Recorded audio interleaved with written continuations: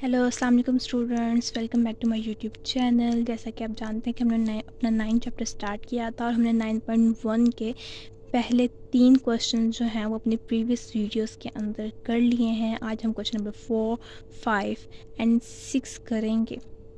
Question number 4 के अंदर हमने अपनी पिछली वीडियो के अंदर हमने एक फार्मूला पढ़ा था L is equal to r theta. हमने वो ही लगाना है। अब इधर उन्होंने हमें कहा है कि हमने फाइंड करना है थीटा को व्हेन जब हमारे पास L जो होगा 1.5 centimetre and R is equal to 2.5 centimetre. जब अपना क्वेश्चन करते हैं तो सबसे पहले हम यहाँ पर देखें तो उन्होंने हमें कहा है कि हमने थीटा फाइंड करना है जब हमारे पास एल हमारे पास ये है और आर हमारे पास ये है।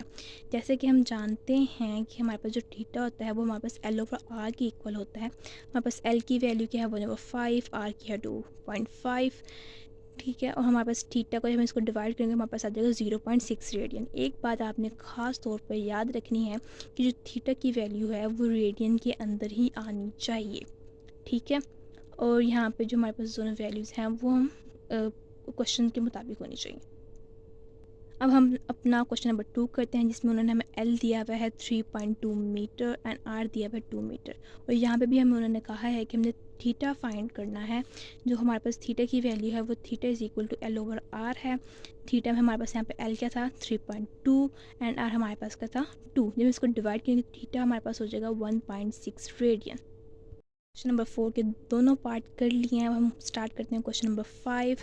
क्वेश्चन नंबर 5 के अंदर उन्होंने हमें कहा है फाइंड एल व्हेन थीटा की वैल्यू उन्होंने हमें दी हुई है 5 रेडियन एंड आर की वैल्यू दी हुई है 6 सेंटीमीटर। तो हमने क्या फाइंड करना है एल को। हमें फार्मूला पता है theta is equal to l over r. तो हमारे पास हो जाएगा l is equal to r theta. R की वैल्यू हमें पता है 6 सेंटीमीटर एंड थीटा की वैल्यू है पाई।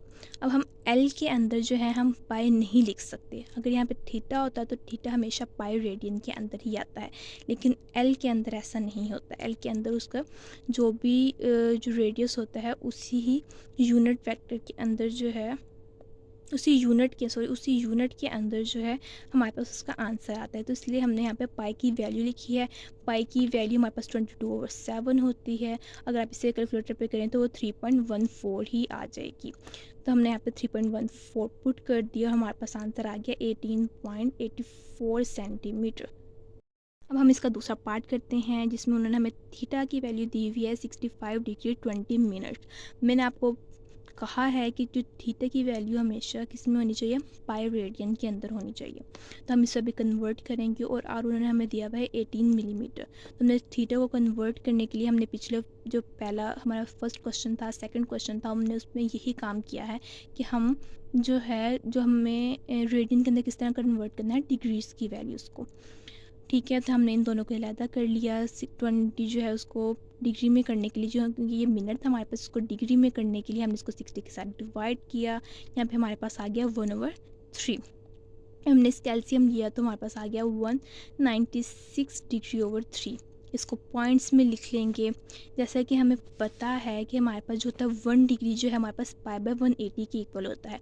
जब हम इसे कैलकुलेटर करेंगे यहाँ पे पाई की वैल्यू 3.14 लिख कर तो यहाँ पर हमारे पास वैल्यू क्या आ जाएगी 0.0175। तो वही हमने इस वाले क्वेश्चन के अंदर पुट कर देना इसको रेडियन के अंदर कन्वर्ट करने के लिए। तो हम यहाँ पे लिख देंगे 0.017। जब इसको मल्टीप्लाई करेंगे तो हमारे पास थीटा जो होगा हमारा रेडियन के अंदर कन्वर्ट हो जाएगा। अब हमें फार्मूला पता है l is equal to r theta. R इधर हमारे पास क्या था 18।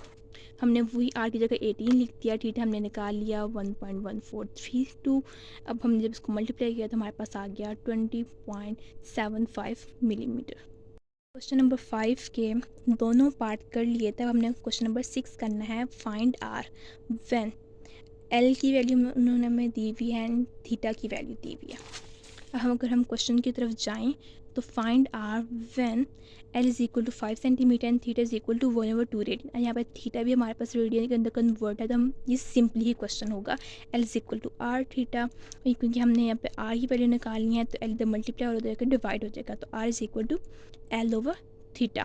एल की वैल्यू थी हमारे पास यहाँ पे थी 5, थीटा की वैल्यू थी 1/2। तो ये ऊपर चले जाएगा और जाके 5 के साथ मल्टीप्लाई हो जाएगा तो यहाँ पर आ जाएगा हमारे पास R is equal to 10 centimetre.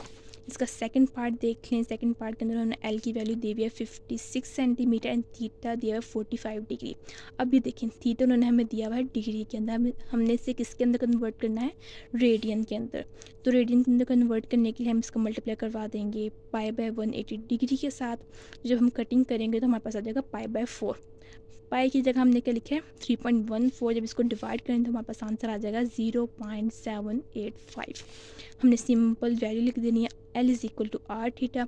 Are उन्होंने हमें दिया हुआ, हमने खुद फाइंड करना है, तो हमारे पास आर आ जाएगा एल ओवर थीटा। एल उन्होंने हमें दिया हुआ 56 एंड थीटा की वैल्यू हमने इधर निकाल ली है। ठीक है, तो 56 यहाँ पे 45 नहीं आएगा, यहाँ पर हमारे पास आएगा 0.785। जब इन दोनों को हम डिवाइड करेंगे तो हमारे पास आ जाएगा 71.33 सेंटीमीटर, और ये हमारे पास आंसर होगा। अब हमने 4, 5 एंड 6 क्वेश्चन कर लिया। अब हम करते हैं 7th क्वेश्चन। 7th क्वेश्चन उन्होंने हमें क्या कहा है, What is the length of an arc intercepted on the circle of the radius 14 centimeter by the arms of a central angle of 45 degree। अब यहाँ पर देखें what is the length of an arc, यानी हमें यहाँ पर जो है हमने एल मालूम करना है, और उन्होंने हमें क्या कहा हुआ है कि हमारे पास जो रेडियस है वो 14 सेंटीमीटर है, और थीटा जो हमारे पास एंगल बनता है वो 45 डिग्री है। तो ये हमारे पास यहाँ पर रेडियस जो है वो 14 सेंटीमीटर है, एंड थीटा हमारे पास बनता है 45 डिग्री। हमने वही सिंपली लिख लेना है, थीटा कभी भी हम डिग्री के अंदर हम नहीं लेंगे, हम हमेशा रेडियन के अंदर कन्वर्ट करेंगे थीटा को। तो हमने कन्वर्ट करने के लिए हमने मल्टीप्लाई करवा दिया पाई बाय 180 के साथ। हमने इसको मल्टीप्लाई कटिंग करवाई तो हमारे पास हो गया पाई बाय 4। जैसे कि हमें पता है कि L is equal to r theta होता है, हमने यहाँ पर क्या फाइंड करना है L। आर उन्होंने हमें दिया हुआ है 14, थीटा हमने निकाल लिया है पाई बाय 4। इसकी कटिंग होके 7 पाई बाय 2 हो जाएगा, और L हमेशा जो है थीटा ही पाई के अंदर आएगा, ना ही L और ना ही R। दोनों जो हैं वो पाई की वैल्यूज़ के अंदर नहीं होंगे, इसलिए हमने यहाँ पे पाई की जगह हमने लिख दिया है 22/7। आप यहाँ पर पॉइंट में अगर आपने वैल्यू लानी है तब आप यहाँ पर 3.14 भी लिख सकते हैं, पर हमने क्योंकि पॉइंट के अंदर वैल्यू नहीं लानी तो हमने यहाँ पे लिख लिया 22/7। 7 के साथ कट गया, 2 का 22 के साथ कटिंग हो गई, तो आगे एल हमारे पास हो गया 11 सेंटीमीटर। क्वेश्चन नंबर 8 करते हैं। Find the radius of the circle in which the arm of the central angle of measure l radian cut off an arc of an length 35 centimetre. यानी इसके अंदर उन्होंने हमें कहा है कि हमने रेडियस फाइंड करना है जिसमें हमारे पास लेंथ जो होगी वो 35 सेंटीमीटर होगी। हम अपने क्वेश्चन की तरफ चलते हैं। उन्होंने हमें एक सर्कल कहा हुआ है जिसकी जो आर्क लेंथ है वो 35 सेंटीमीटर होगी। एंगल जो हमारे पास 1 रेडियन है, तो हमने आर फाइंड करना है। ठीक है, l is equal to r theta. हमारे पास जो थीटा है वो रेडियन के अंदर है, अगर डिग्री के अंदर होता तो हम तब उसे कन्वर्ट करते, अभी हमारे पास रेडियन के अंदर ही है तो हम सिंपली फार्मूले के अंदर वैल्यू पुट करेंगे। हमें पता है कि l is equal to r theta होता है, और हमने यहाँ पे आर निकालना है, तो हमारे पास आर हो जाएगा r is equal to l over theta. L हमारे पास यहाँ पर क्या है 35, एंड जो थीटा हमारे पास है 1, तो हम यहाँ पे 1 लिख देंगे, आर हो जाएगा हमारे पास 35 सेंटीमीटर। ये हमारा होगा आंसर। 9 और 9 से ऑनवर्ड हम अपनी नेक्स्ट वीडियो के अंदर करेंगे। अगर आपको ये वीडियो अच्छी लगी हो तो चैनल को सब्सक्राइब करें, लाइक करें, अपने दोस्तों के साथ शेयर करें। अगर आपको कोई प्रॉब्लम हो तो कमेंट सेक्शन में लास्ट में बताएं। अल्लाह हाफिज़।